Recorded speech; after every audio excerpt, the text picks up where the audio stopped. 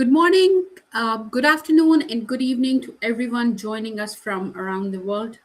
A very warm welcome to SNS Coaching and Consulting Services. I'm so glad you're here. For those who are new, I'm Samia, and today I'm speaking to you in three capacities at once: as a working portfolio manager, as a PMI authorized training partner, instructor for PfMP, and as a certified portfolio management professional myself. What that means is simple. We are not going to treat portfolio management as a list of definitions to memorize. We are going to treat it as the way executives turn strategy into results.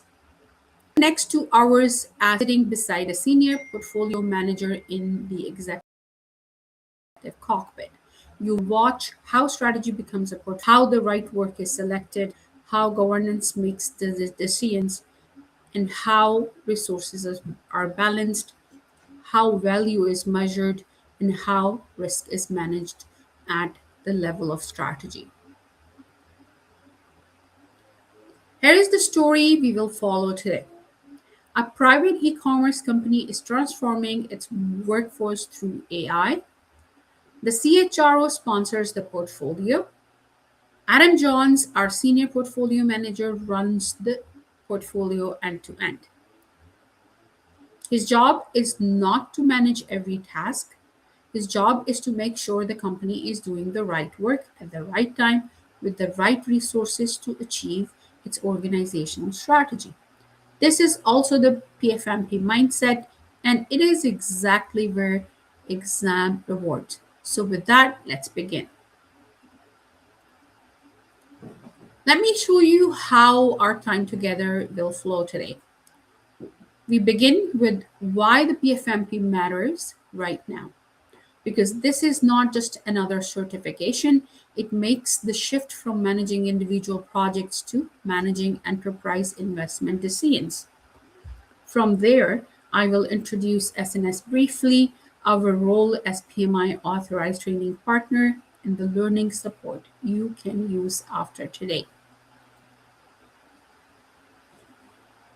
Then we move into the heart of the session, a full portfolio walked from beginning to end. I would like you to think of this agenda as the way a portfolio manager thinks of a roadmap. A roadmap does not list every task. It shows the major phases, the milestones, and the decision points. In the same way, we move from why the credentials matter to who supports your learning to how portfolio actually works, and finally to how all of it maps to the PfMP exam. The most important part is part three. This is where we stop describing portfolio management as theory and start watching it as executive work. As you listen, keep asking yourself one question: is this a strategic alignment decision, a governance decision, a portfolio decision, a risk decision, or a communication decision? This is exactly how the exam is organized, and by the end of today, it will feel very natural. We are now entering part one: why PfMP and why now. Begin best when we understand. Project management was enough when organizations really needed delivery discipline. Today, in AI, digital transformation, e commerce, supply chain, healthcare, finance, and government, leaders face a harder question. They no longer only ask, can we deliver this project? They ask, out of hundreds of competing ideas, which work deserves our funding, our talent, our executive attention, and our risk? The question is portfolio territory. The PfMP validates your ability to connect strategy to execution through governed portfolios or of programs, projects, subsidiary portfolios, and operations. Let me offer an analogy I will return to. A project manager is like a pilot flying one aircraft safely. A program manager coordinates several aircraft flying to the same destination. A portfolio manager is closer to air traffic control, working alongside the airline's investment committee. They decide which routes matter, which aircraft gets priority, and how to keep the whole system aligned to strategy. That is the level of thinking we are building today. So, guys, the PFMP sits at a senior level because it tests a different question. He thinks like, are we delivering the projects correctly? PGMP thinking asks, are related projects coordinated so the large benefit can be realized? PFMP thinking asks a quite different from project and program, and that is, are we investing in the right portfolio? Is a collection of programs, projects, subsidiary portfolios, and operations managed as a group to achieve strategic objectives. Hold on to those two words, strategic objectives. A portfolio is not a folder of projects, it's an investment vehicle. Here is a simple example from our case. Building one AI HR ticketing tool is a project. Rolling out several related HR automation tools together is a program. But deciding whether AI automation, workforce planning, succession, learning, and employee experience should all compete for the same pool of money and people, that is portfolio management. So the idea to carry with you is this: project managers do the work right. Portfolio managers help the organization choose the right work. On the exam, when you see many initiatives competing for limited resources, think portfolio and think alignment, governance, value, capacity, and risk. So this is that everyone is asking and everyone should ask. Why portfolio management now? There is a very compelling reason behind it. And the reason is because organizations are quite simply drowning in transformation work. Sometimes it's visible, and in some cases, even it's not visible, it's invisible. AI, automation, cloud, supply chain pressure, and customer experience all create far more initiatives than any organization can. A company can have excellent teams and still waste money if every department launches its own AI projects independently. Just imagine this. Visually see this. One team builds a chatbot, another buys a vendor tool, a third hires consultants. Each looks reasonable if you consider this on its own. Yet together, they duplicate effort, overload the same few architects, and fail to move the strategy. And this is why portfolio management matters. Prioritizing, governing, balancing, optimizing, and reporting the whole body of work. Think of a household with monthly budget. So groceries, school supplies, repairs, travel, every item is useful on its own. But the family cannot fund everything at once. Someone has to decide what matters most this month and what can wait. Portfolio management is the executive version of that discipline. The numbers on the slide, the projected growth in demands for project talent, and the higher access rate of mature portfolio organizations all points to the same truth. The work is shifting from running the business to changing the business, and that is the portfolio territory. And this is exactly why having a certification in portfolio management can be a career progressing move for you. This slide helps you decide whether the PFMP is right for you. And I want to take the pressure off the word title.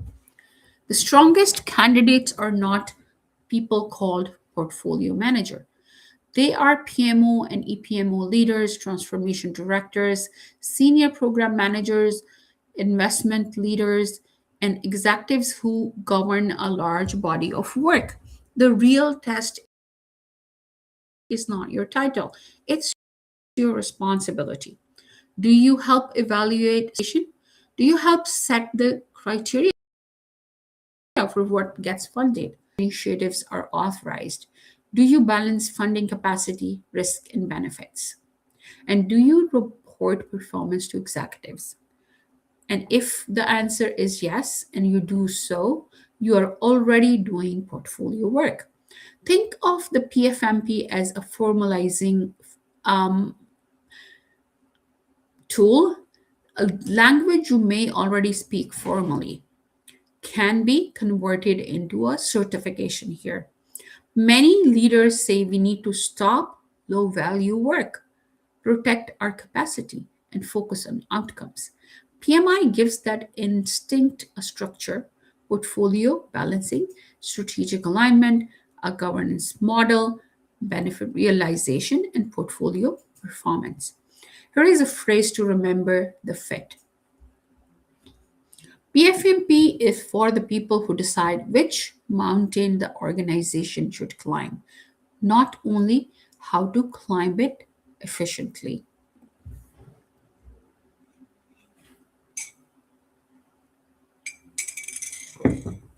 So now let's demystify. PFMP is organized into 5 domains: strategic alignment, governance, portfolio performance, portfolio risk management, and communication management. Notice the weights. Strategic alignment and portfolio performance are 25% each, together half of the exam. That tells you what PMI considers most important. Can you align work to strategy? Can you monitor portfolio so the strategy is achieved?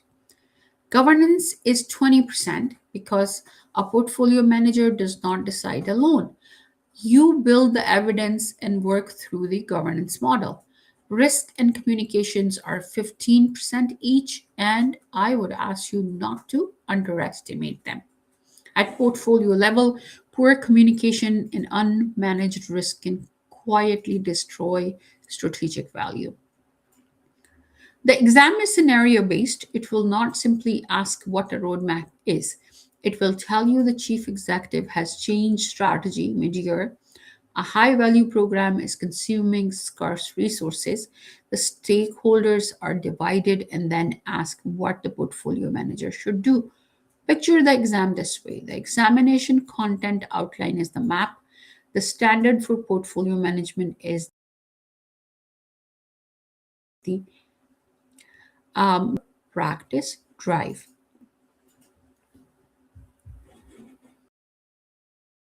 Eligibility matters because the PFMP is a senior credential.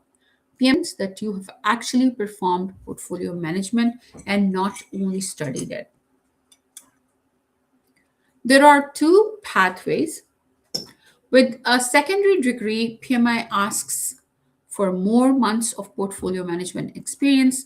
With a 4-year degree, the required experience is shorter, but the overlapping experience.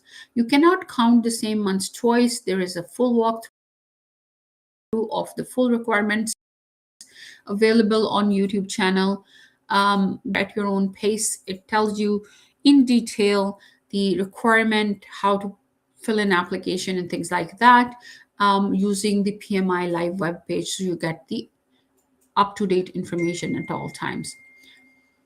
I would appreciate if someone from our office can put that in the chat. Thank you.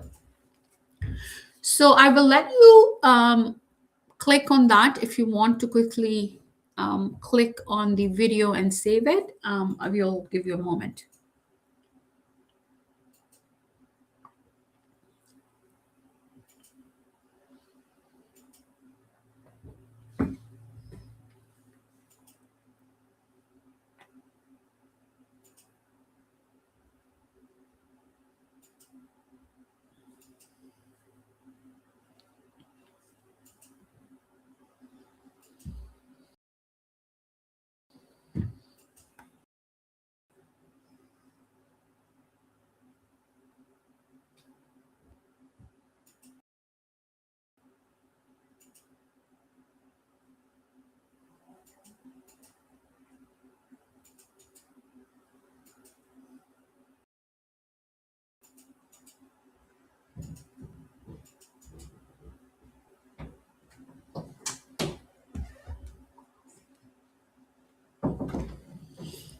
Alrighty,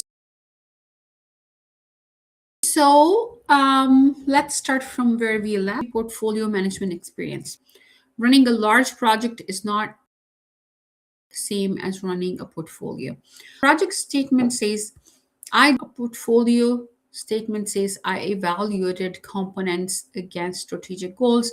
I recommended scenarios to governance. I balanced capacity and I monitored benefit realization. So I want you to start thinking like an evidence builder. List the bodies of work you have influenced, what strategic objectives were involved, what components did they contain, which governance body approved the decisions, which artifacts did you create or rely on, such as roadmap, a management plan, a risk register, a benefit register, or an executive dashboard. Eligibility is not about sounding impressive. It is about mapping your real work accurately to PMI definition, and this is something we help you to do. I will keep this part short and practical because when you prepare for a senior PMI certification, the source of your learning genuinely matters. The PfMP is not an exam where shortcuts work. The questions are based on judgment. That means you need the official PMI vocabulary, a real understanding of the standard of portfolio management, and practice applying the exam tasks in realistic scenarios. As a PMI authorized training partner, SnSCCS teaches you from PMI aligned material and from practical interpretation. Our goal is not to help you pass, it is to help you think like a portfolio manager in the boardroom. Let me put it simply. If the PMP is learning to drive a car safely, PFMP is learning to manage traffic across an entire city. You need the rules, the timings, the signals, the priorities, and the ability to make trade offs under pressure. And this is exactly why guided learning helps. In the next few minutes, I will show you who we are and how we support you. SNS Coaches is built around one promise: real relationship capability, not memorized answers. We are PMI authorized at the premium tier based in Whitby, Ontario. We serve professionals worldwide preparing for PMP, PFMP, and the wider family of PMI certifications. The phrase I want you to hear is real knowledge. Real knowledge means you can explain why a component should be selected, deferred, terminated, or rebalanced. You can must prove certain decisions. You can also explain why capacity and capability are not the same things. And you can explain why value is confirmed through benefits, not assumed because a project was delivered. Our teaching style is straightforward: PMI vocabulary, a real world scenario, an executive story, and the exam connection. This is precisely what we are doing today. Think of us as the bridge between the PMI standard on one side and your real work as a leader on the other. By the end of today, you should not only know what the words mean, you should be able to use them in portfolio, conversation at work. This slide is about trust, and two things matter when you choose how to prepare: the material and the instructor. First, PMI authorized course where keeps your learning aligned to the exact language PMI uses, and a scenario-based exam is very sensitive to language. Recommend is not the same as approve. The governance body is not the same as the portfolio manager. Portfolio risk is not project risk. Benefit realized are not deliverable completed. Second, being taught by someone who already holds the PFMP matters because this credential carries a particular mindset. A PFMP holder understand the application, the panel review, the strategic nature of the questions, and the discipline of answering from the portfolio manager's seat. Here is the analogy. If you were training for a marathon, you would want a coach who has run the distance and know the official course. In PFMP preparation, the official course is the examination, content outline, and the standard. And the experienced runner is a PFMP certified instructor. So today we will hear both the PMI language and the practical judgment. A clean learning dashboard matters because PFMP preparation can feel large. There is the standard, the examination outline, the domain tasks, the knowledge and skills, the application, the panel review, and the scenario practice. Without structure, it is easy to jump from topic to topic and lose momentum. The dashboard at SNS gives you a single learning home. You can see your active courses, your progress, your materials, your quizzes, and your live classes access in one place. From a portfolio perspective, this is your own version of a portfolio management information system. A portfolio information system gives the portfolio manager one source of truth for components, risks, decisions, performance, and value. Your dashboard gives you one source of truth for your study. The lesson is the same in both worlds. Visibility reduces stress, and structure creates confidence. So, when you can see the whole body of work, you make better decisions about what to do next. Whether you are Adam running a portfolio or you are preparing for your exam. Smart Prep is a designated tool we use that all of our students have access to, respective of their course, or PFMP students as well. Smart Prep is designed to solve a very ordinary problem. Working professionals study at odd hours. You might get stuck at 10 at night on a concept like risk appetite or benefit realization, and waiting for the next class breaks your momentum. An AI study partner lets you ask in plain language. You might ask, what is the difference between capacity and capability, or why does the portfolio manager recommend rather than approves? It will clarify the concept, check your understanding, and reinforce the PMI vocabulary. We have also recorded a video on the introduction of SNS Smart Prep. Feel free to browse our channel for that. Let me be clear about the philosophy though. AI is a study aid, not a substitute for judgment. The exam tests decision making in messy scenarios, and that reasoning is yours to build. Think of it like a calculator. A calculator helps you with the numbers, but it cannot decide vision. In the same way, the tool can explain a term, but you must learn to apply that term to a real portfolio decision. So use it best as reinforcement. Read the standard, attend class, practice scenarios, and then use Smart Prep to close your weak spots until each idea truly sticks. A quick word about me. I'm Sami Abokar, founder and CEO of SNS Coaching and Consulting Services. I hold the full stack credentials you see here, including PFMP. I'm PMI's authorized trainer for all major PMI certifications. The most honest reason to prepare with us is this. I have personally earned the portfolio management professional credentials, so I have walked the exact path you are considering, and the guidance comes from lived experience rather than theory. There are three reasons it pays to prepare with me. First, official PMI content, because as a premier authorized training partner, our courseware is PMI licensed and aligned to the standards the exam is written from, not a second-hand interpretation. Second, a PFMP holder teaching the PFMP, which means I can coach the mindset, the scenario trap, and what experience review and panel actually expects. Things that are very hard to learn from a book. And third, depth from strategy to execution, because as an enterprise PM1 AI transformation leader, I tie every concept to a real portfolio decision, which is exactly how the exam tests you. I would love for you to connect with me on LinkedIn so we can continually connect beyond this class today. I would ask somebody from the office if you can kindly put in the chat my LinkedIn profile link.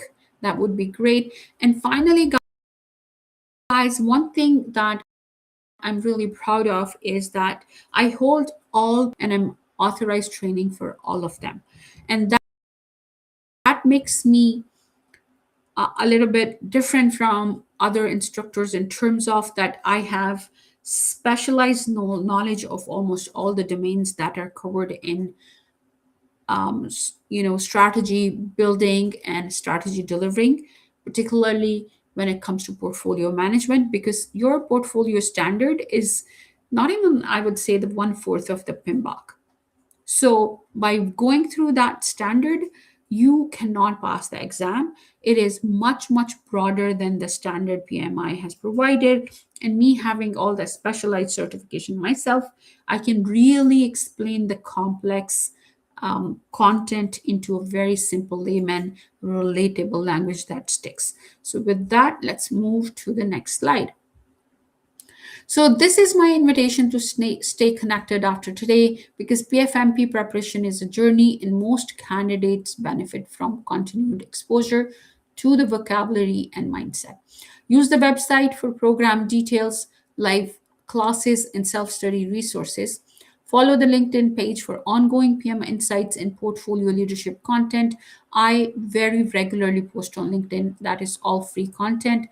Use the YouTube channel for lessons, walkthrough, and exam tips, and reach us by email or phone whenever you want to. I have given people option for a limited time to book 15 minutes free session, and I can give you guidance for free.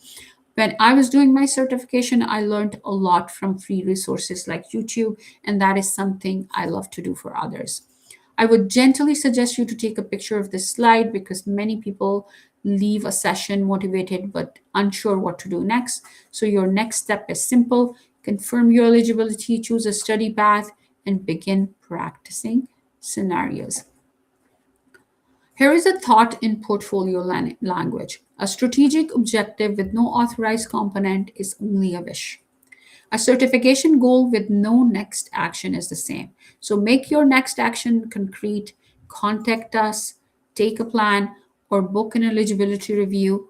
With that, we are ready for the most important part of our time together: running a portfolio from strategy all the way to value. I will give you a quick 1 minute break if you want to grab your coffee or water, and then we'll restart the presentation.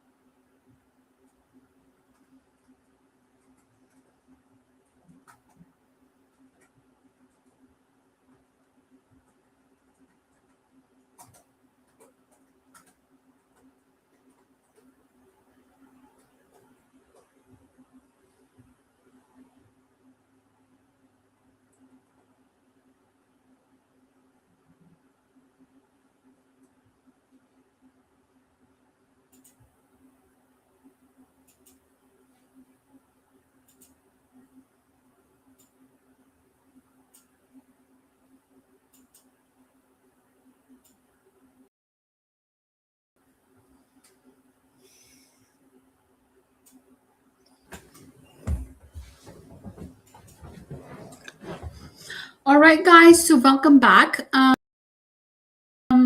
Now we enter the core of the masterclass: portfolio management from end to end, and this is where the exam starts to feel real. Our case is not industry commerce company. It is fast moving, technology heavy, and operationally complex organization.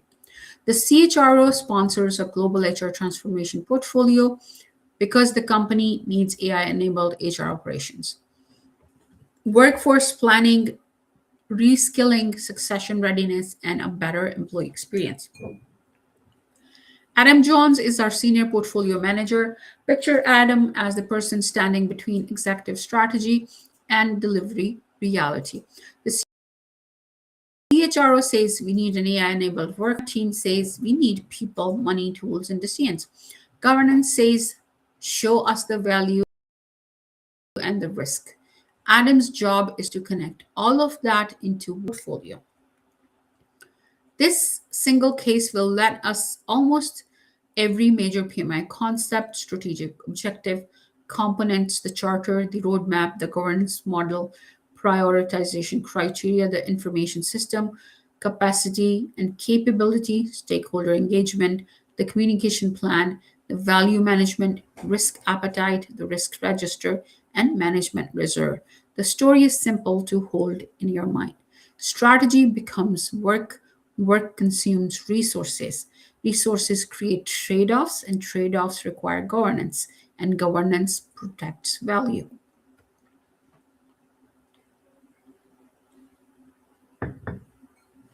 So, guys, this section introduces the fundamentals. And before we talk about roadmaps,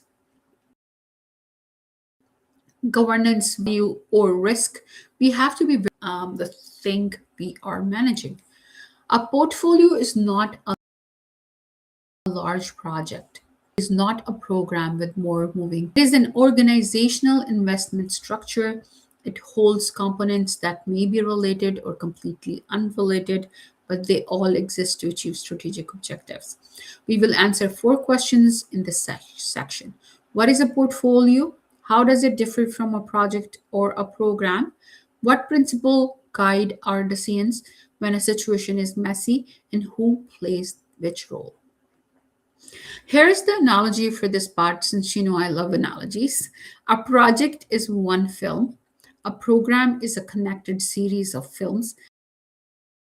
A portfolio is the streaming platform itself, deciding which shows to fund, which to cancel, which audience to serve, and how to create the most value across the whole. I am dwelling on this because if you confuse the project, program, and portfolio levels, you will choose the wrong answers on the exam.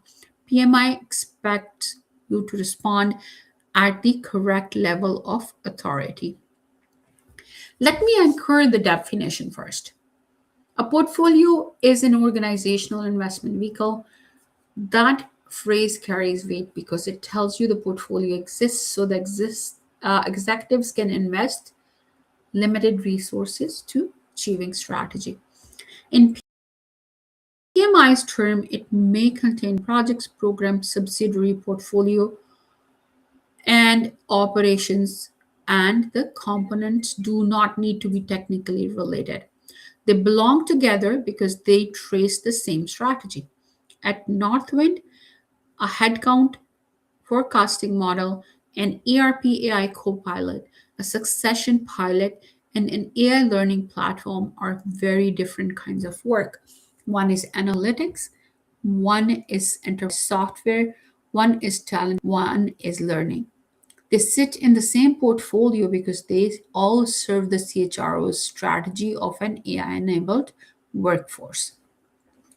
Think of a grocery cart. Apples, rice, soap, and milk are different items. One household has one purpose and one budget. A portfolio is the enterprise version of that cart. Strategy is the shopping list. Resources are limited, and Adam decides what belongs, what does not, and what comes out of the prioritize priorities when the priorities change. The rule to carry is this: strategy is the glue. If a component cannot trace to strategy, it is orphan work. So, this is one of the most important distinction on the exam, and a portfolio answer 3 different questions. A project asks, are we? It has a defined output, a temporary life, and success measured by scope, schedule, cost, and quality. Building the ERP AI co-pilot is a project.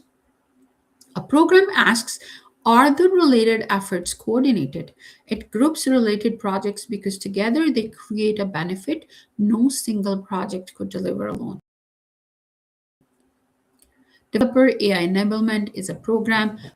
The tooling, the training, and the guardrails must work as one.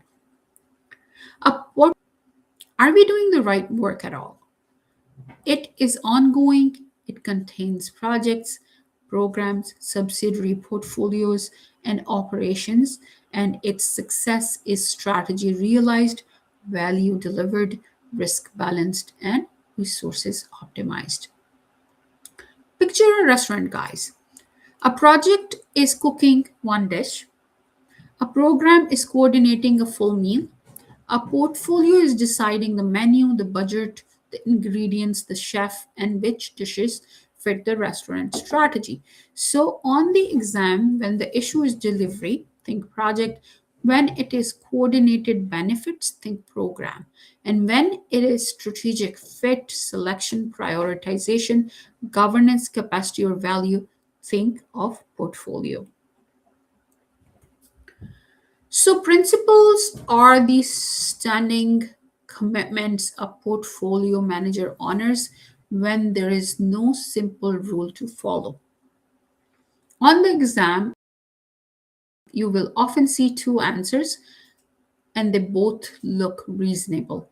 And the better answer is usually the one that protects a principle.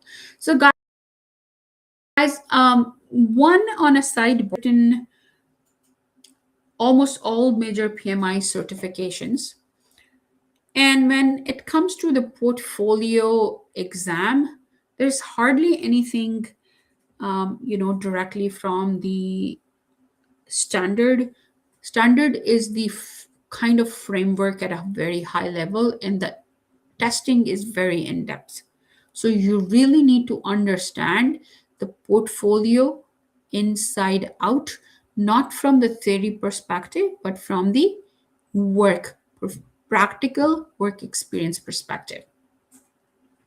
So, regardless of if you're preparing for your exam or you're working as a portfolio, even when your title is not portfolio management, but you are managing the strategic objective delivery of an organization, you can really leverage these principles. The first principle is alignment. Every component must trace to a strategic objective, or it does not belong. The second is to balance value against risk, because we are not chasing the most projects, we are seeking the best mix. The third is to govern transparently on evidence and in the open. The fourth is to optimize continuously, because standing still is itself a decision, and the rest follow naturally. Engage stakeholders deliberately, match the work to real capacity, manage value from the beginning to end, and these connect directly to PMI values of responsibility, fairness, honesty, and respect. Think of principles as the guardrails on a mountain road. They do not steer the car for you, but they keep you from going over the edge when the road gets difficult. At Northwind, when the ERP vendor releases a new AI model mid flight, Adam does not protect what has already been spent. He reckons alignment, value, risk capacity, and governance. This is principle based portfolio management. So, just to remind you, the case study we'll be using is hypothetical, and our company's name is Northwind, and our portfolio manager is Adam. So you will hear that time to time in this class. I just wanted to clarify that you understand if you missed the first part of the presentation.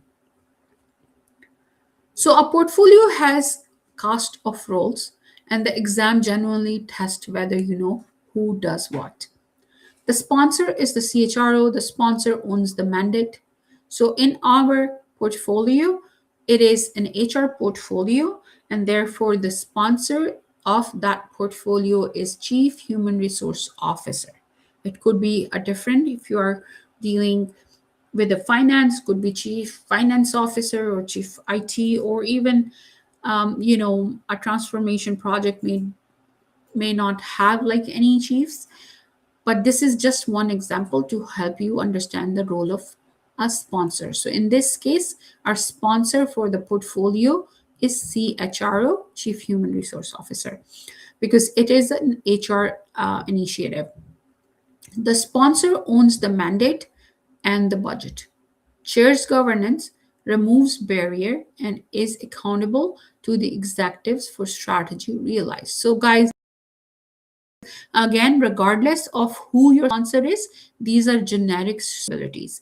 The sponsor does not manage every component, the portfolio manager does. The portfolio manager is Adam. Adam runs the portfolio day to day, selects, balances, and optimizes the components, recommend to governance, and reports value. The governance board is the HR investment council. It authorizes components, sets the policies and thresholds, and Adam recommends, the council decides, and that distinction is very, very critical. So, Adam, as a portfolio manager, does not decide but recommend. The portfolio analysts, our colleague Maya, among them, provides the data, the scoring, and the scenario analysis that makes the program and the project managers deliver their components and report up. And the EPMO provides the standards, the tools, and the information system.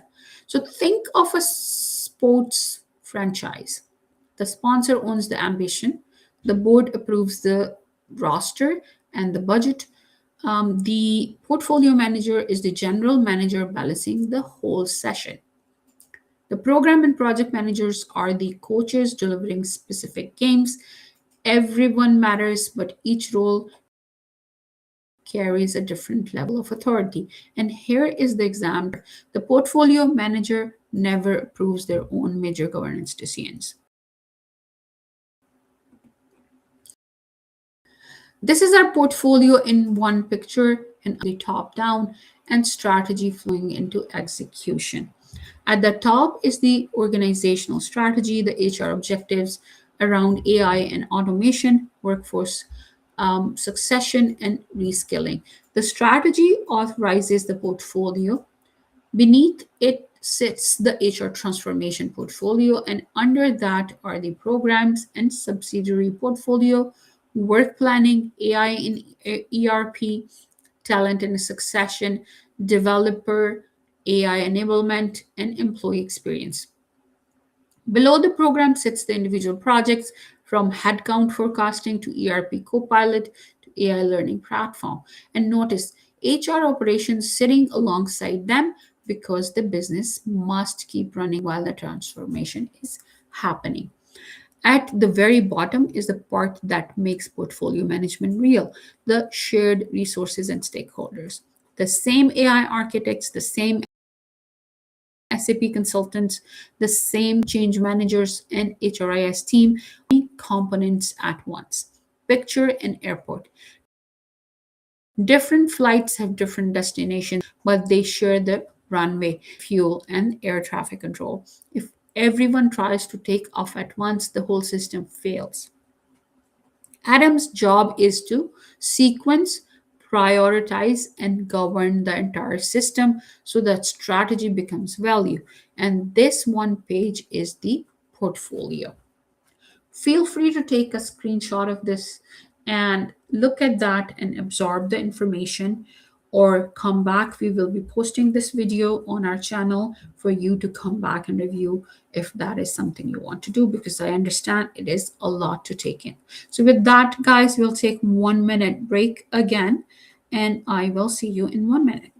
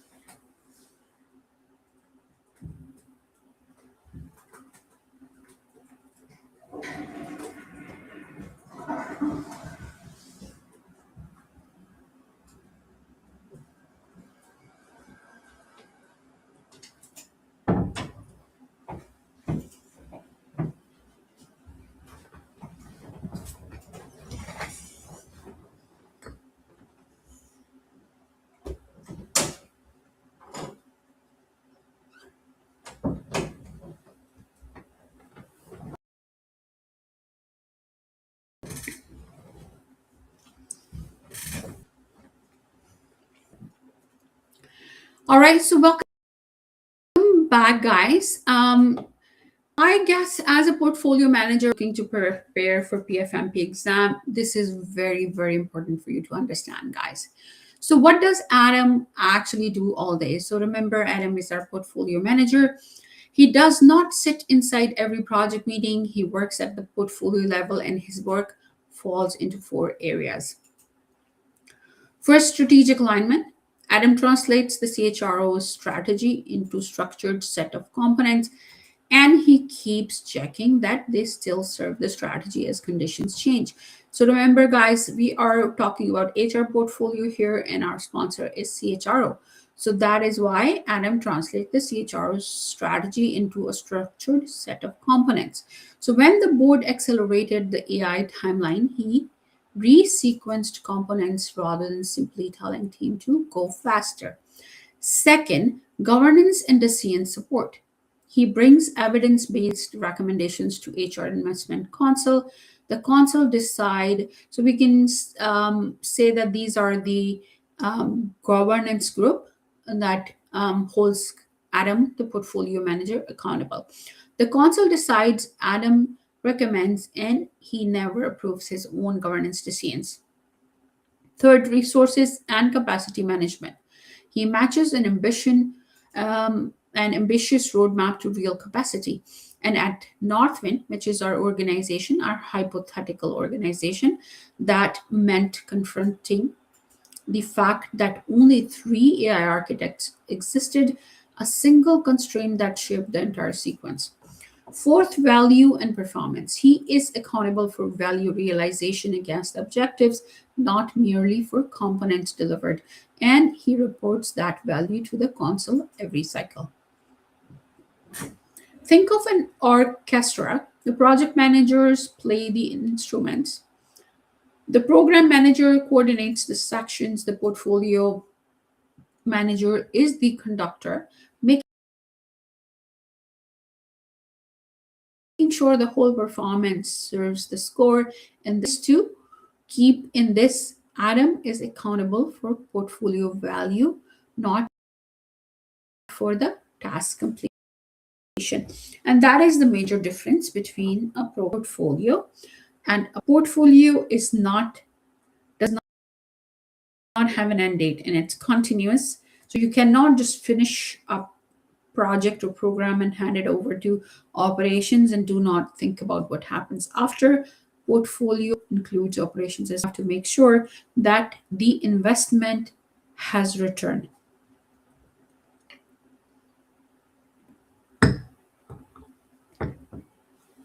The portfolio life cycle is continuous, as I said, and this is where it differs from a project. A project has a defined portfolio continues for as long as the organization has to pursue. Therefore, broad charter the portfolio, validates the strategy, identifies the first components, and establish governance. Planning builds the management plan, the roadmap, the capacity plan, the risk approach, and the matrix. Execution runs the components and watch for the progress. Optimization rebalances the mix as value, risk, strategy, and capability shift, which is the new norm. And running through all of it is monitor and control. It is not a quiet phase at the end. It is the heartbeat of the portfolio. Think of a garden, guys. You do not plant it once and walk away. You plan, you plant, you water, you prune, you remove what is unhealthy, and you add something new, and you adjust the weather.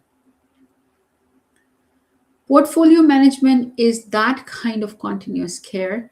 In a single month, Adam may be executing the AI ticketing project, planning a new reskilling initiative, optimizing the ERP copilot scope, and closing the completed component all at once. And this is simply normal portfolio work.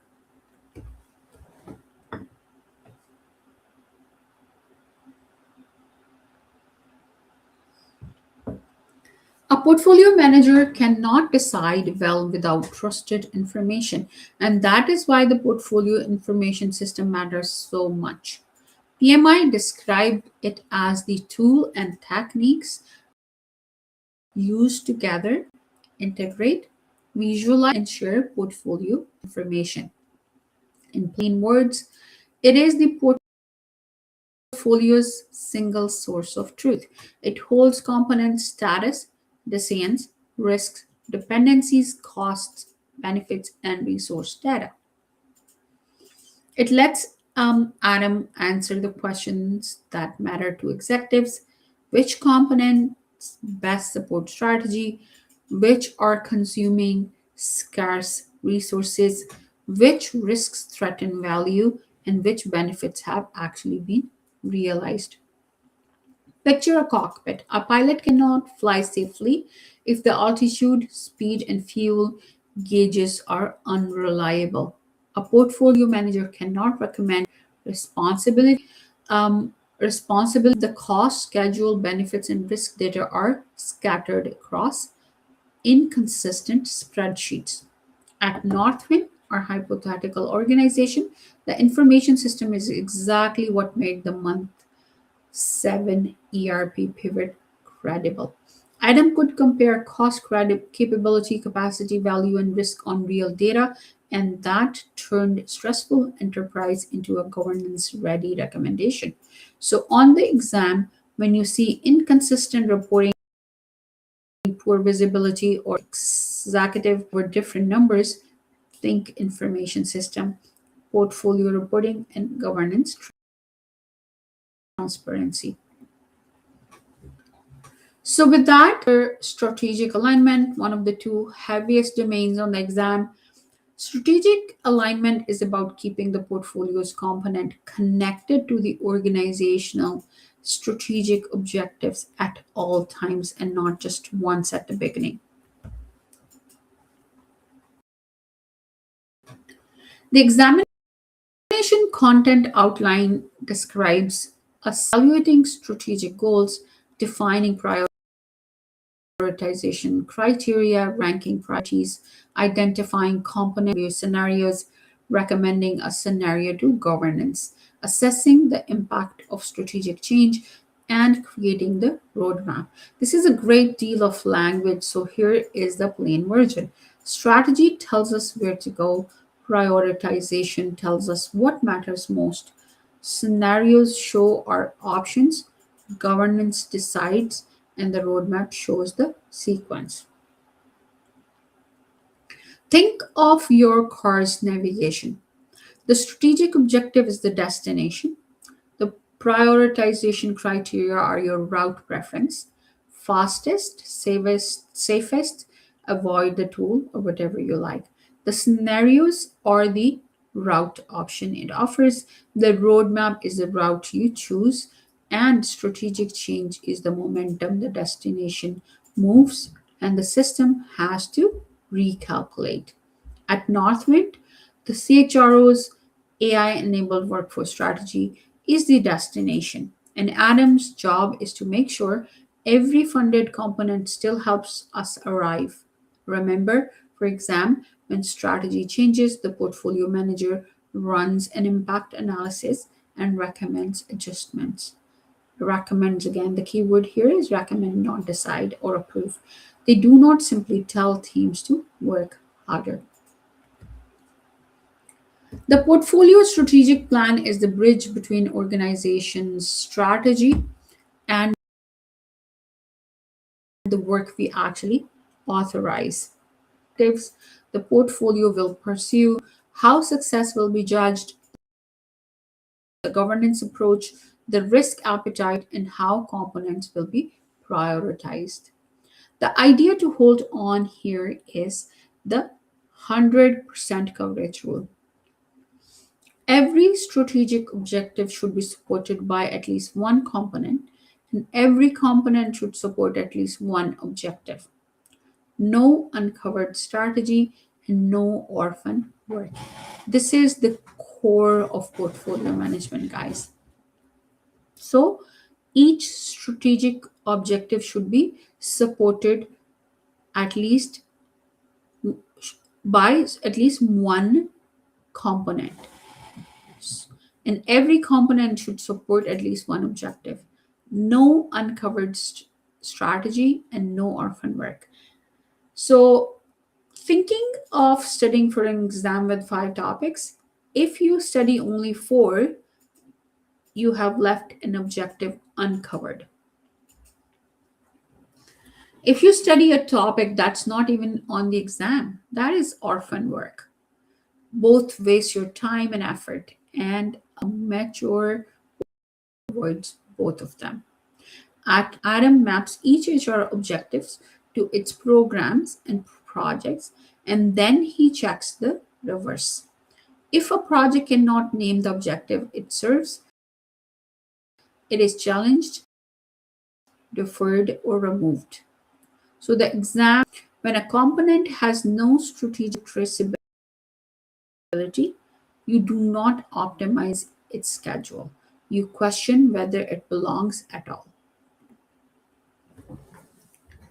This slide shows the ladder from a vision to a measurable objective because many organizations stop at inspiring words. Portfolio manager has to make those words governable.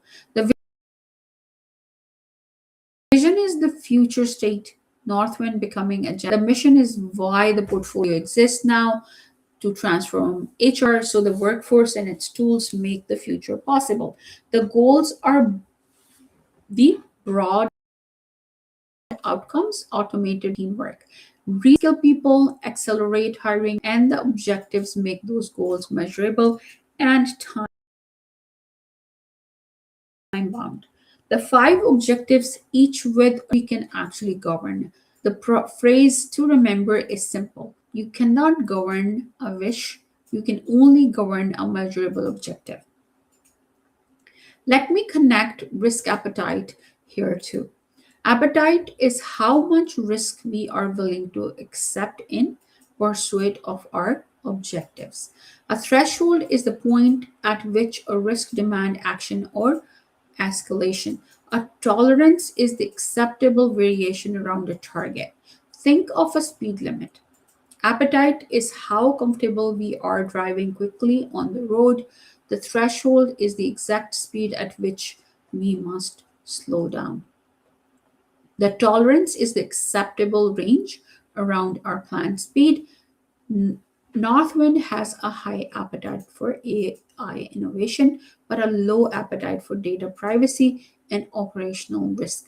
And that dual stance shapes every selection and threshold that follows. The charter and the roadmap are 2 different artifacts with 2 different jobs, and the exam likes to test the difference.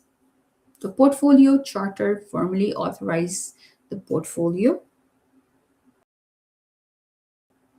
It gives Adam recognized authority to apply portfolio to strategy, and it names the sponsor, the structure, the objectives, the key stakeholders, and the high level governance.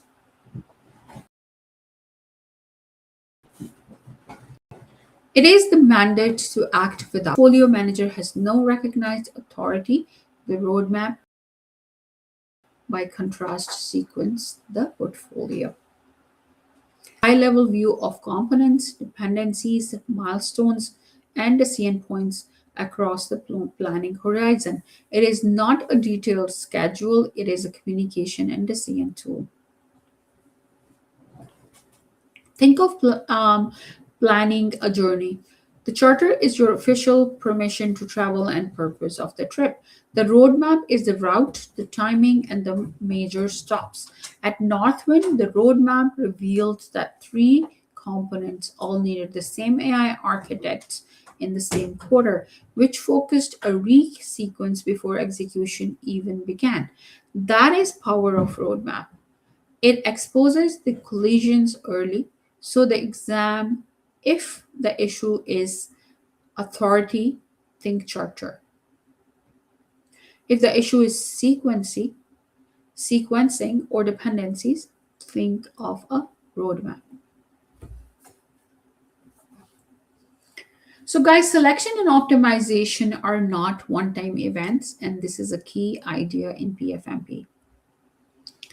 Selection is how Adam evaluates a proposed component against criteria such as strategic fit, expected value, risk, cost dependencies, and capacity to deliver.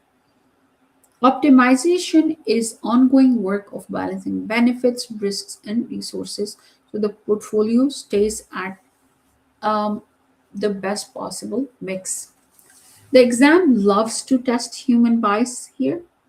Sunk cost bias says we have already spent the money, so we should continue. Loudest sponsor bias says the strongest voice in the room wins. Overcommitment bias says we can do everything if people just work harder. PMI portfolio management pushes back on all three with transparent governance and evidence based criteria. Think of a wardrobe. A good wardrobe is not the one with the most clothes. It is the one with the right mix of your life, your space, and your budget. And when you need change, you remove or replace them. A portfolio works the same way. At Northwind, Adam scores components, rank them, check capacity and risk, and bring recommendations to governance. And as strategy shifts, he may add, defer, reduce, or terminate a component. The phrase to keep is optimization means choosing the best mix, not keeping the most work.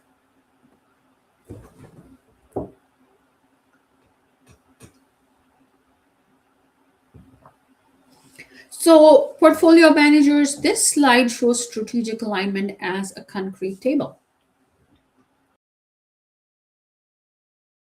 because this is how Adam converts each broad HR objective into a measurable portfolio objective with a clear a target and named components. So automating routine HR work becomes a measurable automation rate with the date. Reskilling the workforce becomes a coverage percentage. Reducing time to hire becomes an average number of days. Increasing developer velocity becomes a productivity index. And strengthening succession becomes a bench strength index. This is the alignment domain in motion. Adam evaluates the goals, sets the criteria, rank the priorities with stakeholders, identify the components, builds the scenarios, recommends one to governance, and lays out the roadmap. Think of archery. The objective is the target, the indicator is scoring ring, the component is the arrow, and if you cannot see the target, you can never know whether the arrow mattered. At Northwind, only the highest scoring, best balanced set of components is funded, which means a genuinely good idea can still be deferred if it does not fit the strategy, the value case, the risk appetite, or the capacity. So the exam um, tests you on like that. When a component is attractive but weakly aligned, your recommended or recommendation is based on the criteria, not on the preference or pressure. Now we move into running the portfolio and the identity, capability, capacity, stakeholder value, risk, and they are all not separate boxes in real life, they interact constantly. Picture a large work governance decides which orders take priority, capacity determines process in a day, capability determines whether the people and systems can handle the right kind of orders, Communication keeps customers and teams informed. Value tells us whether the network is producing business results, and risk management prepares for the disruptions. At Northwind, Adam cannot manage any of these in isolation. A governance decision changes capacity. A capacity constraint creates a risk, and a stakeholder concern threatens option. A risk response shifts value, and a shift in value triggers optimization. That is why PMI describes portfolio management as a system, and it is why the exam rarely gives you a clean single topic question. It gives you a messy business situation and asks whether you can find the portfolio level issues inside it. As we go through these areas, listen for the recurring patterns. Adam gathers the evidence, analyzes the impact, engages the stakeholder, recommends to governance, and keep the portfolio aligned to value throughout. Governance answers a single question: who has the authority to decide? At Northwind, that body is the HR Investment Council, chaired by CHRO, who's our sponsor, and it includes finance, technology, senior HR leaders, and EPMO, and one independent voice. In PMI's term, governance is the framework, the functions, and the principles used to guide portfolio decisions about investment and priorities. It score functions are oversight, decision making, control, and integration. The most important line on this slide is this: Adam recommends with evidence, and the council decides. That separation is what projects transparency, accountability, and fairness. Think of courtroom. The portfolio manager is like the advocate presenting the evidence and the recommendation. The governance board is like the judge or the jury making the decision. If the advocate also acts as the judge, the whole process loses its credibility. Gate reviews pre-justify each component at milestones, changes above threshold, go to council and escalate, follow a defined path. And notice that governance is built before components are authorized, not after problem appears. So the exam trap is very clear here, guys. If a portfolio manager unilaterally approves major funding or threshold exceptions, that is usually the wrong answer. The PMI aligned answer preserve the governance model. So again, the sentence you can remember here is portfolio manager recommends, not approves. Capacity management is where ambition meets reality. A budget may say we are allowed to spend, but capacity asks whether we actually have the resources to deliver. So PMI groups resources into categories. This is human capital, the people and their skills, are AI architects, change managers, and consultants. There is financial capital, the budget, there are physical assets, the equipment and infrastructure, and there is intellectual capital, the data, the knowledge, the tools, and the information system. The bottlenecks is the scarcest of these, the one that constrains the whole portfolio. At Northwind, the bottleneck is um, three AI architects, and every AI component needs them. When five components need the same three people in the same quarter, this is not a scheduling problem. It is a portfolio capacity problem. 6 lanes of traffic merge into one narrow bridge. The bridge sets the speed for the entire road, and adding cars only make it worse. Pretend to the bottleneck away. He forecasts demand, analyzes supply, allocates deliberately, and sequence the roadmap around those three architects. So the exam instinct is this: when capacity is constrained, you do not prove everything. You sequence, defer, rebalance, acquire more capacity, reduce the demand. Capacity and capability sound like alike, but they are different. And the difference matters. Capacity asks, how much can we do right now? Capability asks, how well can we do the work the strategy demands? So you might have 50 people available, but if only three truly understand AI architecture and data governance, the organization does not yet have the capability for an AI transformation. In fact, adding more people without the right skill can slow the portfolio down.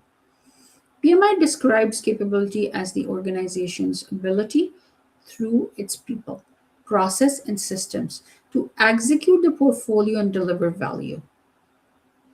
So we assess the gaps honestly, plan whether to build, buy, or borrow the missing capability, develop our people, acquire what we cannot grow in time, embed it so it sticks, and sustain it as the strategy keeps moving. Think of a kitchen. Capacity is having enough cooks. Capability is whether those cooks can prepare the specific meals. If the restaurant suddenly starts serving sushi, more burger cooks will not solve the problem. So at Northwind, the AI learning platform and the skills work are not merely training projects, they are capability building components that make everything else in the portfolio more likely to succeed. So on the exam, when resources exist, the organization still cannot execute the new work. Think of capability. So, portfolio communications are strategic, not just administrative. The communication plan defines who needs what information, when, in what form, through which channel, and for what purpose. Stakeholders are wide ranging in portfolios: the executives, the managers who control resources, the team building components, the people affected by the change are suppliers, regulators, governance body, and the sponsor. At Northwind, Adam sorts them into three groups. The governing stakeholder decide, the influencing stakeholders shape outcomes, and the affected stakeholders live with change. Think of a weather forecast.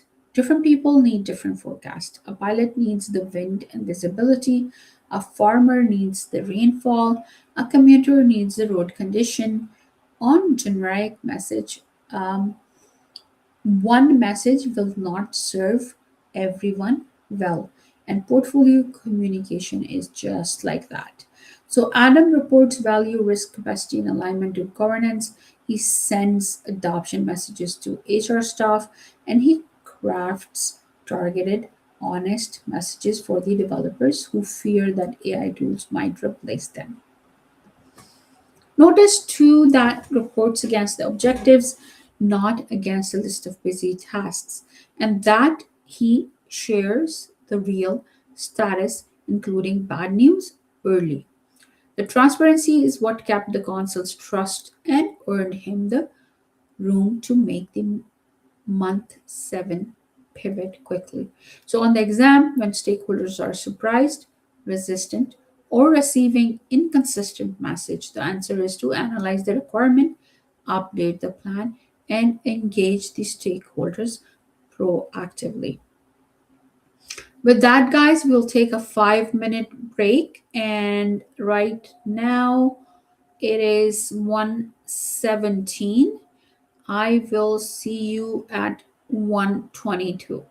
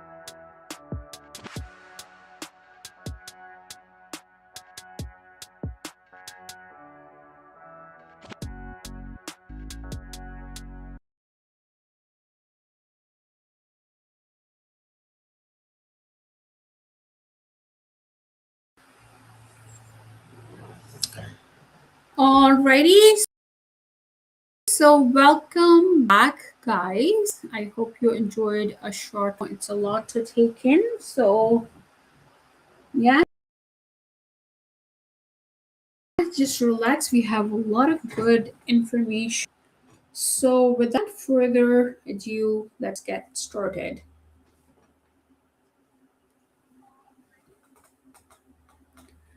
So, guys, portfolio communications are strategic, not just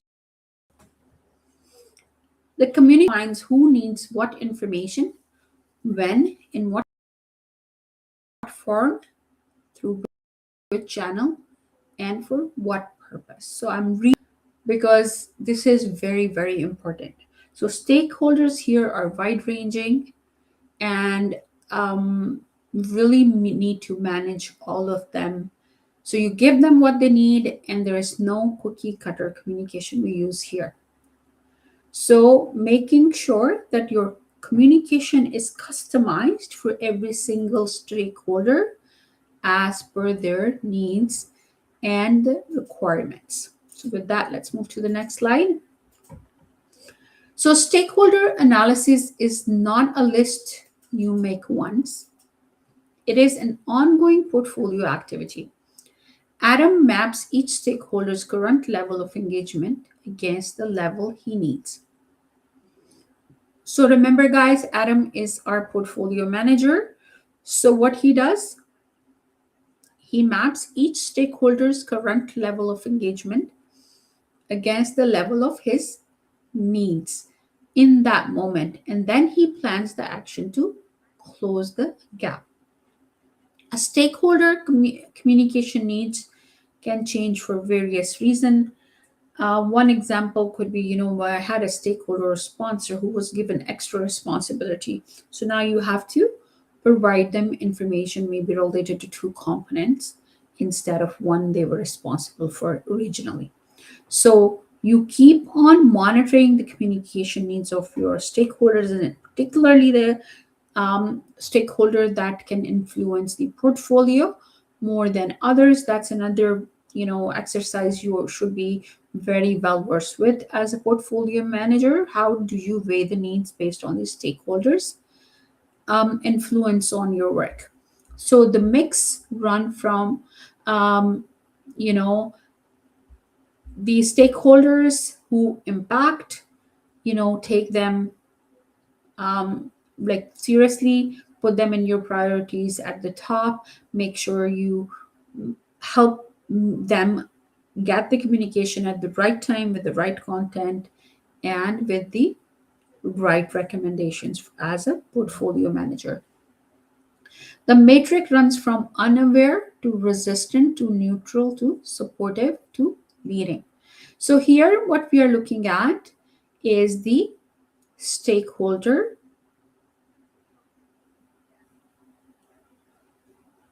Yeah, put in the chat, guys. What do you think? What are we mapping here in this matrix?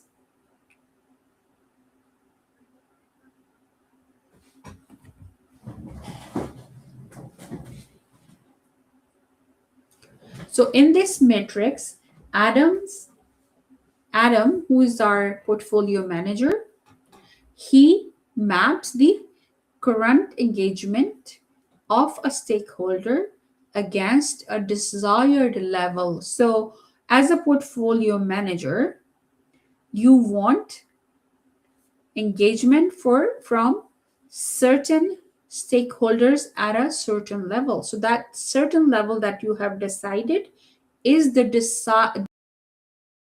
desired level of engagement.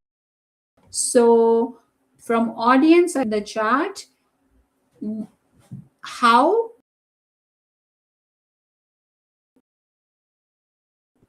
trying to do here. So there is a current level of engagement from each stakeholder Adam desires, but that is Adam's desire, and that might not be a reality. So current reality could be very different from Adam's desire. So what do we do here? We map the current state of engagement and we measure it against the desired state, and then we close the gap deliberately. So the hardest is who feared AI tools would replace them. So this matrix from unaware to resistant to neutral to supporting, and these are the levels of engagement. So people who are unaware means they don't even know if this exists. There are others who resist, which means that they don't like this initiative. And then there are others who are neutral, and they could be either, they don't care. They're like whether, it goes, the initiative, or doesn't go, we don't care. And then there are others who are supportive, and they are the ambassadors who would help you to land the message with other stakeholders too. And then there are others who take a lead, and that is the highest level of engagement. So the CHRO may already be supportive or leading. The governance board may need to move from supportive to leading. The developers may begin resistant because they fear AI will reduce their value. And the HR staff may sit at neutral simply because they do not yet see the benefits of reskilling. The portfolio manager's job is not to make everyone happy. It is to understand each person's interest, influence, and concerns, and then to engage them in a way that supports the portfolio. Think of a campfire. Some people are close and already warm, some are far away and cold, some are walking off into the dark. Engagement is the deliberate work of moving the right people closer to the right level of commitment. At Northwind, Adam removes or moves the developers by involving them in the AI guardrails, showing them how the tool increases their velocity and make them contributors to the change rather than its victims. So remember, guys, resistance is never solved by more status reports. It is solved by listening, involvement, and honest, targeted communication. One tool that we can really leverage here as a portfolio manager is the change management models. So one of the model that is widely used in the organization is ProSize ADKAR. And ADKAR stands for awareness and desire, like the first A and D. K is for knowledge, A is for ability, and R is for reinforcement. The model together really brings you how to manage change from generating awareness to reinforcing change, because it is very important to make sure that change sticks and people do not go back to the old way of doing work. So ADKAR is another something that as a portfolio manager you guys can leverage to move people from a certain engagement bracket to the desired level of bracket by making sure that they are aware, they have the knowledge, they have the ability to get their buy-in. So this is the scenario where many of our concepts come together. So let me tell you this as a story. In month 7 of the execution, Northwind's ERP vendor announces a native AI module that overlaps with in-house Copilot we are already building, the one already consuming our source architects.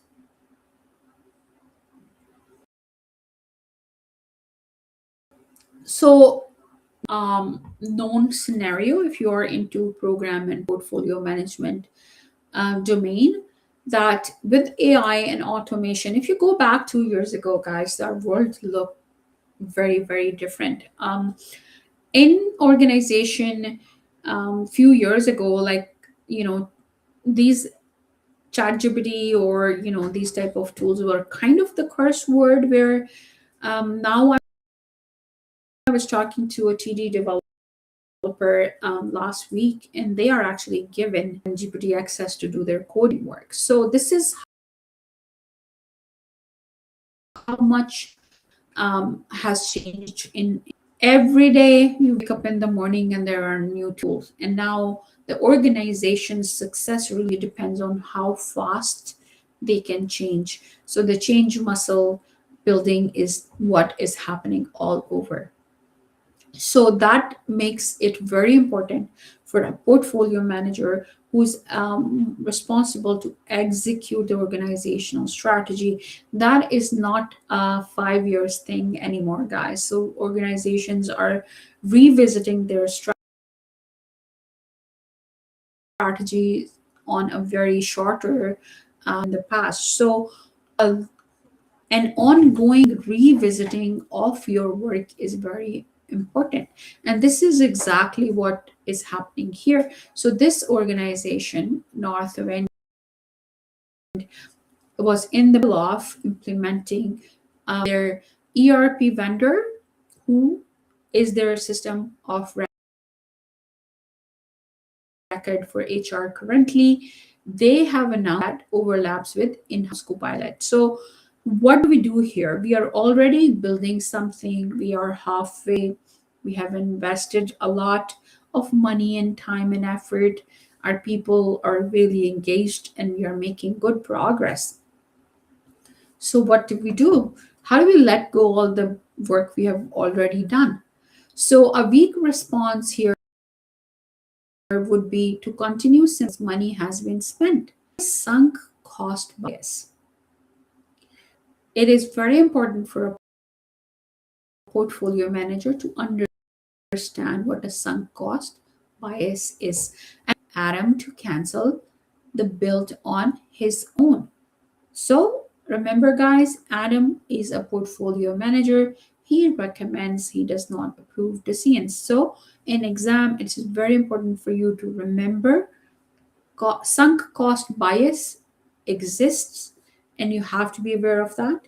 And as a portfolio manager, when the question says that Adam, like our portfolio manager, makes the decision, mostly it's a wrong choice. So Adam cannot cancel the existing project or program on his own. That violates governance. What Adam actually does is the PMI aligned response. He pauses the build.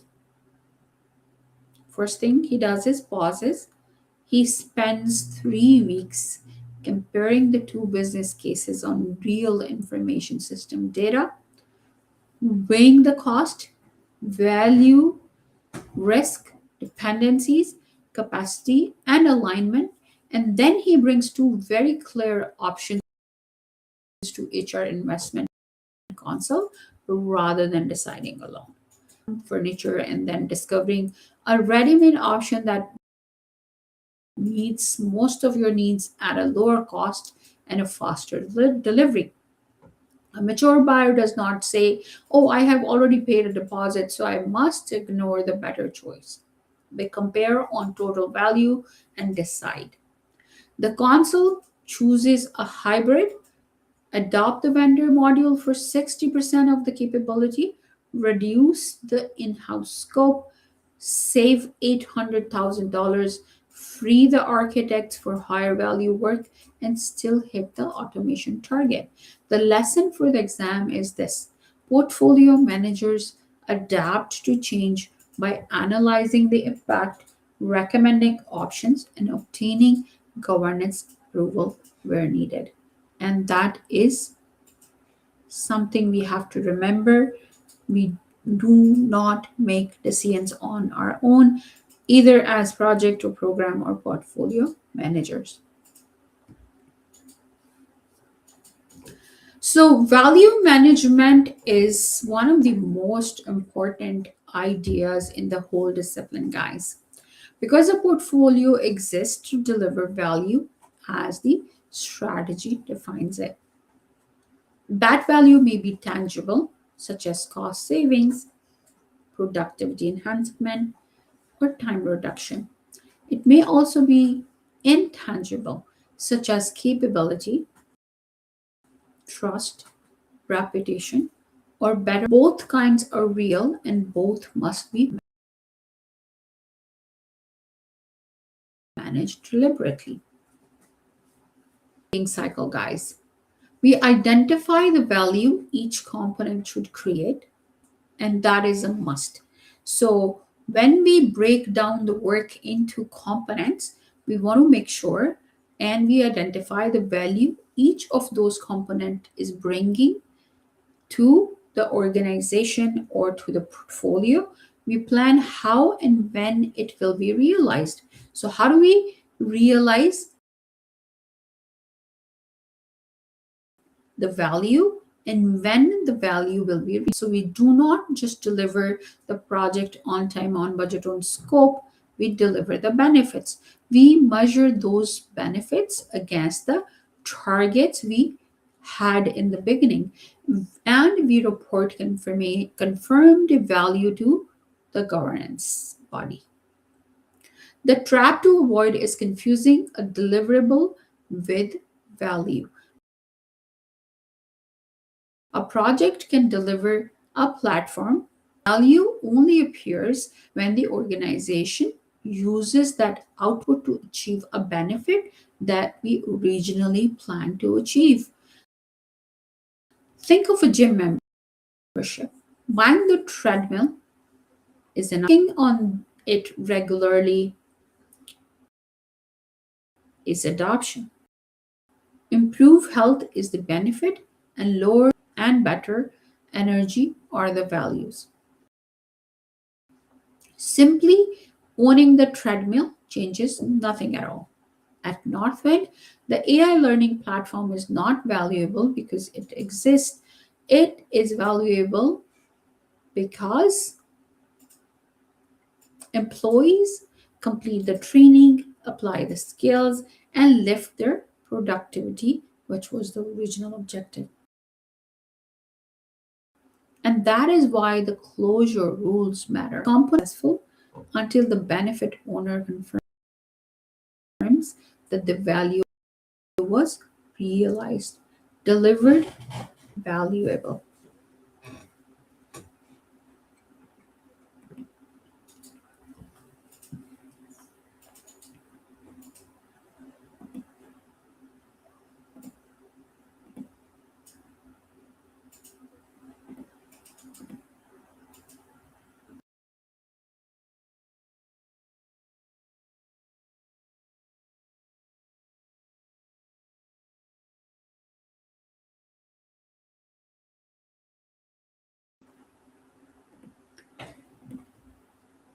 All right, so now we prove whether the portfolio actually worked, and Adam does that by reporting realized value against the objectives or spend.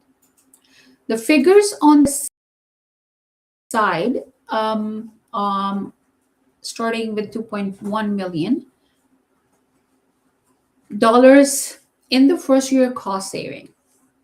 So 87% the planned benefits on track or delivered, a 28% reduction in time to hire against 30% target, and $800,000 served through the month 7 ERP pivot.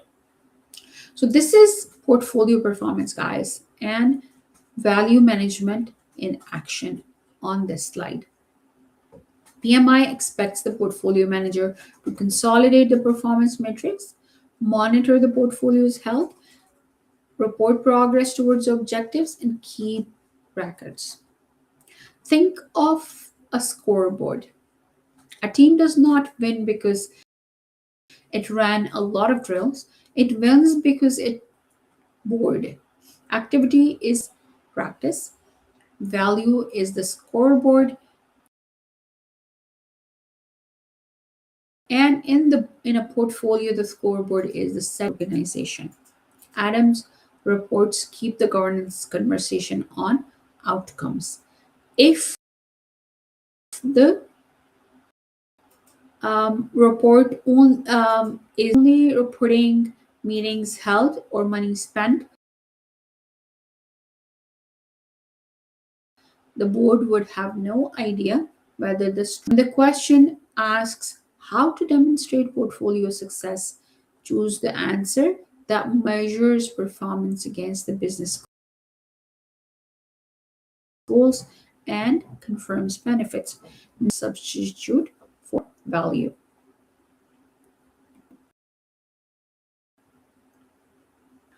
Portfolio risk is the strategy and to the value case. It is not simply project risk made larger. A project level, a risk may threaten scope, schedule, cost, or quality. At portfolio level, risk threatens the strategic objectives themselves, the investment balance, the capacity, the repetition, and the portfolio's ability to deliver its benefits. Adam manages it with three things in particular: a risk appetite, portfolio risk register, and management reserve.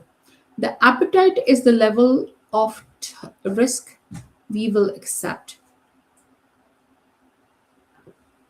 Northwind has high appetite for technology and innovation, but a low appetite for data governance and operational stability. That dual stance fits an Amazon like company. Move fast, but never ever compromise on compliance. The register tracks the portfolio level risks that are owned and monitored with three architect bottlenecks: developers, attrition, the ERP vendor dependency, and a shortfall in reskilling adoption. And the management reserve is funding held for portfolio level uncertainty released by governance, which is exactly what funded the rapid response to the month 7 surprise without derailing the other components. Think of a think of a fleet at a sea. A project risk is leak in one boat. A portfolio risk is the storm pattern facing the whole fleet. Adam manages the fleet towards the destination, not just one boat's hull. So, on the exam at portfolio level, you balance threats and opportunities against strategic value. You do not try to eliminate every risk at component level.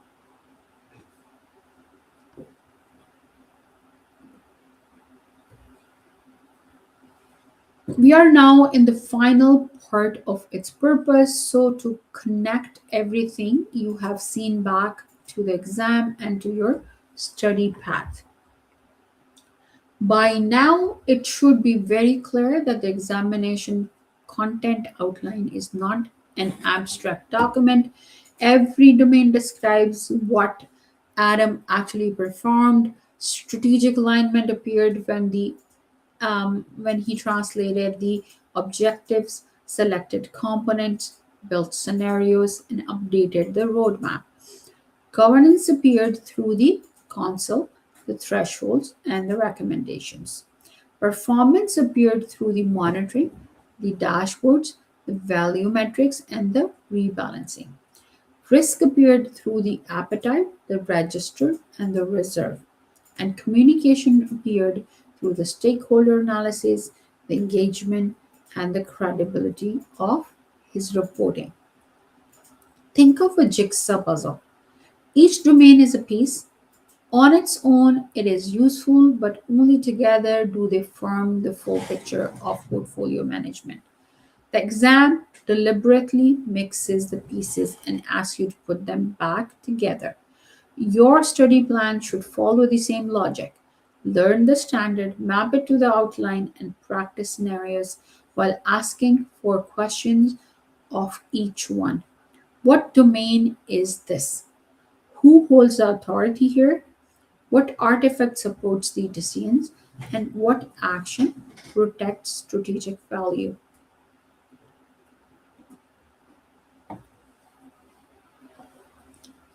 So this is the exam map, guys. Strategic alignment and portfolio performance are 25% each. So together they are half of the exam. Governance is 20% and risk and communication are 15% each. Let me connect each one to what you saw today. In strategic alignment, Adam evaluated the strategy of HR, converted objectives, set the criteria, and did a scenario. In portfolio performance, he monitored the portfolio's health,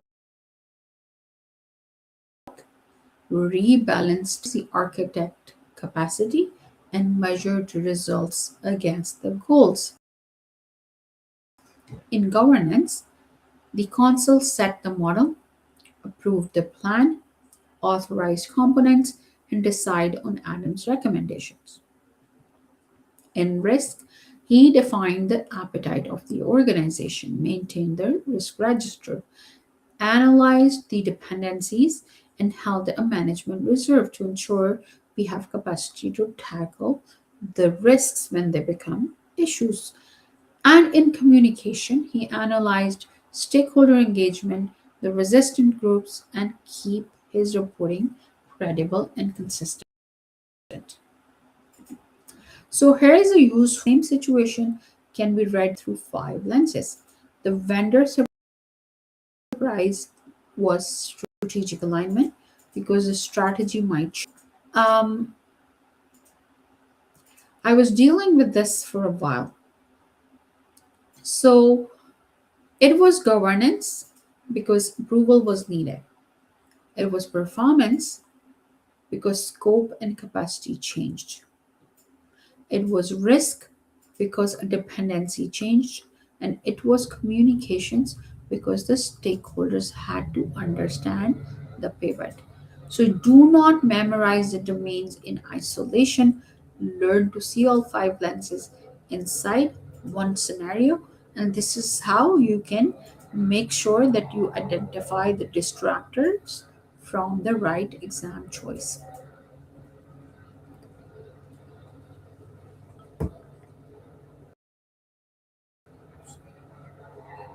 So your path to PfMP should be structured and it has five clear steps. Step one is eligibility. Map your real experience work, looking for times you evaluated strategy, recommended components, supported governance, balanced capacity, managed portfolio risks, and responded in scenarios, not in definitions. For every concept, ask what the portfolio manager. Step three is to prepare for the panel review, building an experience summary that is honest, specific, and genuinely about the portfolio responsibilities. Step four is to drill scenarios, questions until your instincts are automatic. Recommend rather than decide, value over activity, strategy over preference, governance over heroic, and engagement over silence. And step five is to sit 4 hours in 170 questions, but one consistent way of thinking, and you will recognize Adam's situation in those scenarios. Think of training for fitness. You do not build strength by reading about it once. You practice. PfMP preparation is the same. You read, you apply, you explain, your answer scenarios, you review your mistakes, and you repeat until portfolio thinking becomes natural. And we are here to help you at every one of these steps. So one thing, guys, I really want you to understand here, PfMP is not like a PMP exam. We have millions of PMPs in the world. We only have less than 3,000 portfolio managers. PMI really takes your application very seriously. It goes through a panel review. In some scenarios, they might invite you for an interview. And also, from my students, I've seen a lot of applications rejected, the application approved in like 4 to 6 months. So we really help you at all levels here, from the time you fill in your application till the time you have your certification in hand. So connect and we will help you better. Thank you guys, and now we will move into Q&A section. So yeah, so let's pause for a minute and then we will answer your questions.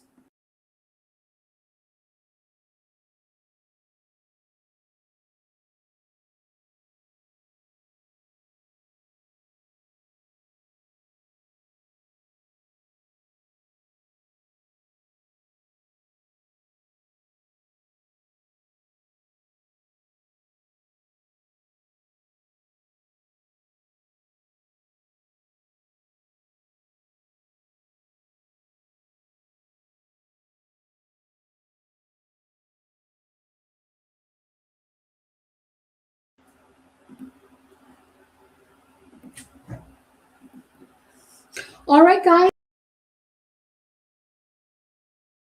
So we have questions from different. So we usually gather all the questions and answer them at the end. So we still have like 7 minutes to go. So I'm quickly going through as many questions I can. Feel free to reach out to us on LinkedIn or through our website after this session. Feel free to connect on LinkedIn. My LinkedIn profile was shared in the chat, so feel free to connect. And if you are watching the recording, also my LinkedIn profile is given in our YouTube channel description. So feel free to reach out if we cannot answer your questions. So guys, our first question is, who should go for PfMP higher level? So just to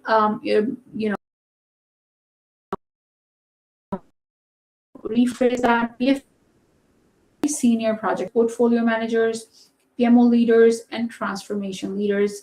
Out of some I can remember on top of my head. If like in generic term, if you don't hold these job titles, here's what you need to look for. If you help prioritize initiatives, manage investment, balance resources, or support leadership decisions, PfMP can be very relevant. Your experience will be counted towards the application, and I can guarantee that going through PfMP curriculum on its own will change your mindset, and you will be really a focused, high performing portfolio manager instead of somebody who is just assuming and working. So our next question is, what is the difference between PMP, PGMP, and PfMP? All right, so I think we went through that as well. PMP is mainly for managers who are managing one project. PGMP is for managers who are managing related projects as a program. And then portfolio management is very strategic certification. It's one of the most prestigious certifications PMI has. It manages the overall portfolio and checks whether projects and programs are aligned with business goals. One of the biggest difference between a project, program, and portfolio is that your portfolio is ongoing and also include operations, which is not part of the program or project. Okay, so our next question is, what are the current PfMP eligibility requirements? Guys, we have done a separate video that we post the link as well. So we did post that video where we give full walkthrough of PF requirements in my live page. So always you have the up-to-date information. We are posting the link in the chat again. So I will pause this so we can focus on the next exam. You can go through that video on your own to give you full picture of what is needed for the exam, or what makes you eligible to write the exam. Okay, so the next question is, what is the PfMP exam format? Okay, so another something I really wanted to let you know, guys, that PMI takes PGMP and PFMP very seriously. Um, that these exams you cannot take online, at least until I looked last or when I wrote my exams. You have to go to center for these exams. So these exams are not available to take from home. That is the big difference. So according to PMI's current page, the exam has 170 questions and 240 minutes.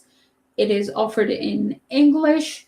During preparation, practice scenario questions are used because the exam checks decision making and not the definition. Again, we have put the link of that video in the chat, so feel free to go and check that video because it answers all your questions. What are the portfolio exam domains again, guys? Look for the ACO. We give you ACO walkthrough, and that would help you to understand this question as well. What is a PfMP panel review? So PfMP includes a panel review because before exam scheduling. So PMI subject matter experts, your SMEs, review your experience. So write real examples. So unlike PMP, when you apply for a PfMP certification, your application and experience particularly is reviewed by a panel selected by PMI, who are the SMEs in portfolio domain. So you write real example, explain your own role, and connect your work to strategy, governance, performance, risk, and communication. So go through this lesson we shared today, and that would really help you to understand the work you are going to list on your application to ensure that your application is approved through the panel. So our next question is, how should someone prepare for PfMP? So start with the PMI exam content outline that really tells you what is needed. One of the myth is that I always like to and love to burst in all my sessions, particularly where I'm talking about exam, that people look at the standards or books. In case of PMP, they look at PMBOK.